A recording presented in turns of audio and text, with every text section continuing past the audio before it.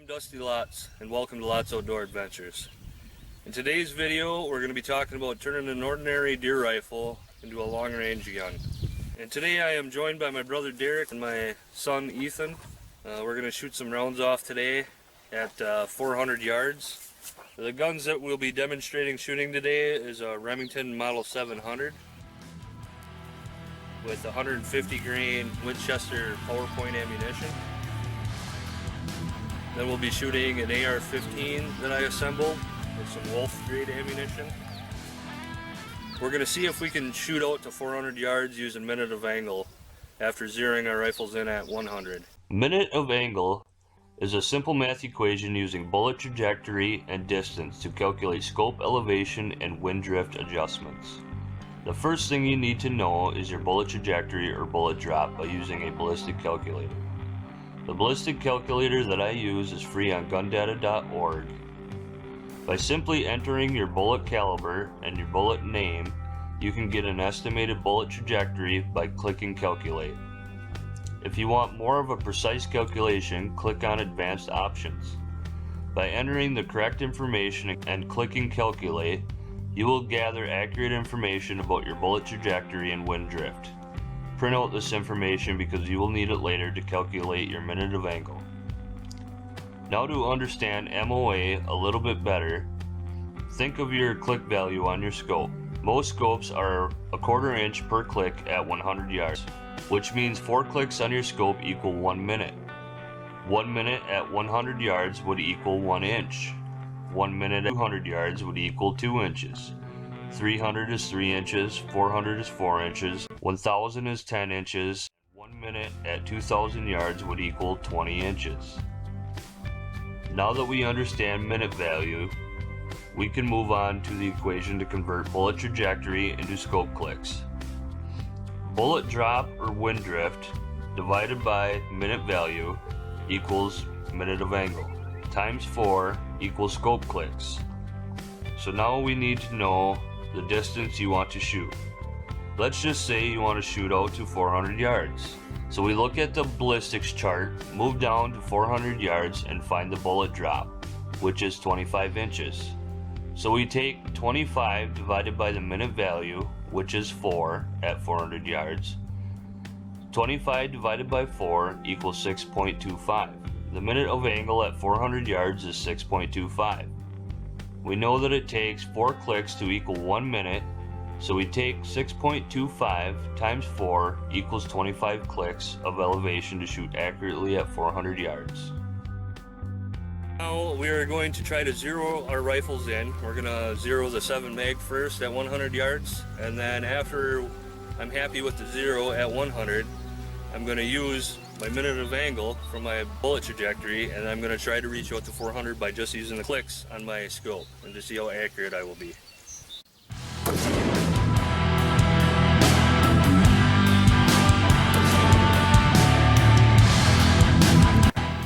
So now that I got my rifle zeroed at 100 yards, I know my bullet trajectory that I gathered off from a ballistics calculator. And if my calculations are accurate, I need to adjust my scope up 24 clicks to compensate for bullet drop.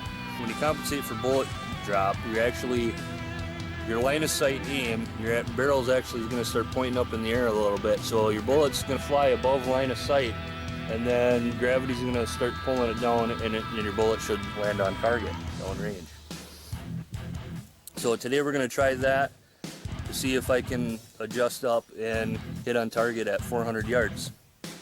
I'd like to get out a little bit further, 500-600 yards, 700 yards, but this is the biggest field that we have on the property, and we're about 417 yards out. So I'm going to adjust my scope up 24 clicks, and then we're going to shoot downrange and see if we hit target.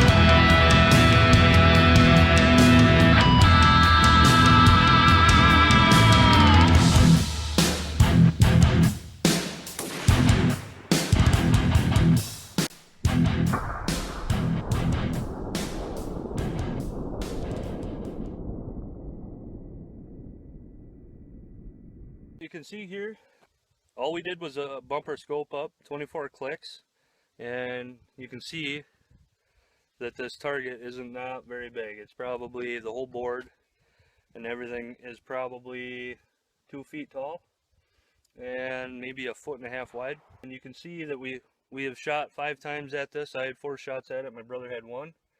We have 1 hit here, we have 1 here, number 3, number 4, and if you look down here right on the post, right there is number 5. I'm going to say that one's Derek's. Well, not too bad for just using a little bit of math, getting us on target at 400 yards.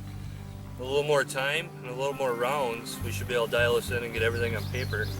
But this whole rifle setup here was under $1,000. You don't need a $1,500, $2,000, $4,000 gun to shoot 400 or 500 yards. I'm confident that a regular old Remington Model 700 can shoot out to probably 600, 700, 800 yards with a little bit of practice. Just a regular old Model 700 with a Blackhawk Axum stock on it, adjustable butt stock and cheek piece. That was a couple $100.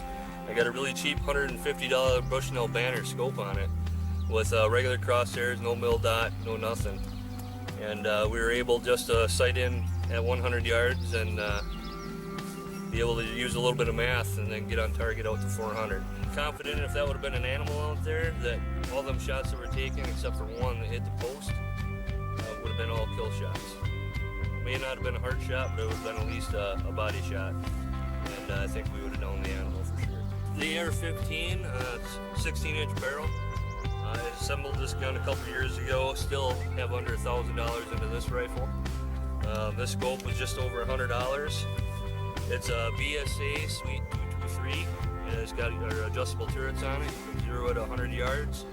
Loosen the set screws on the elevation turret, put that on 0, tighten your set screws back down, and you should be able to adjust it out to your range, and should be close. So we're going to test this out today as well.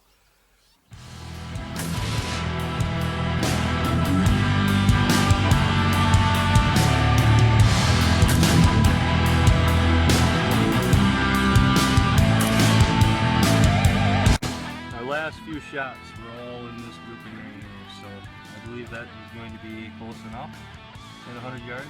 We're still about roughly an inch to half an inch off, so we could be up to 4 inches off at 400 yards, but at least we should get rounds on the board at least. Okay, now we got the AR-15 zeroed at 100 yards, and on my scope, I can adjust this up to 400 yards using the elevation turret. We're going to see how close that is. If that doesn't work, I'm going to use my ballistics chart that I have made up. So we're going to try this elevation turret and see if we can get on target at 400.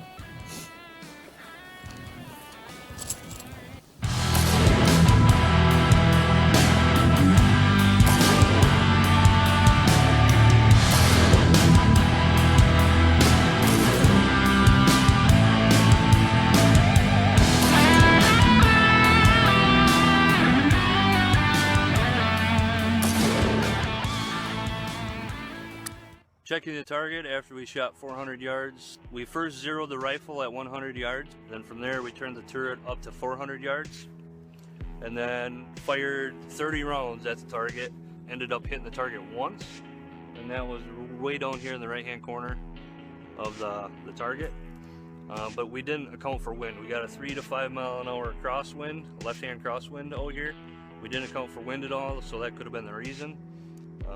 So from there, I looked up on gundata.org what a 5 mile an hour crosswind would be. With 16 inches, it would push the bullet right. So I could have been on with my elevation. Right there is where I hit with the 400 yard when I turned the turret to 400 yards. That's where I hit with a 1 time out of 30. But the rest of my bullets could have been going way over here to the right side because of the crosswind. So after that, we readjusted the scope. I set it back to 100 yards. We already knew that my bullet drops 25 inches at 400 yards, so we did a hold over the target. So we knew that it's going to push the bullet roughly 16 inches to the right, and then it's going to drop 2 feet. So basically my holdover point would be over here behind me, And my point of aim is going to be right about here is where I had the crosshair set. So aiming at this point, we shot 30 rounds and I ended up hitting the target 11 times out of 30 rounds, which isn't bad with a 16-inch barrel. And very cheap ammunition. Keep that in mind, we were using extremely cheap ammo.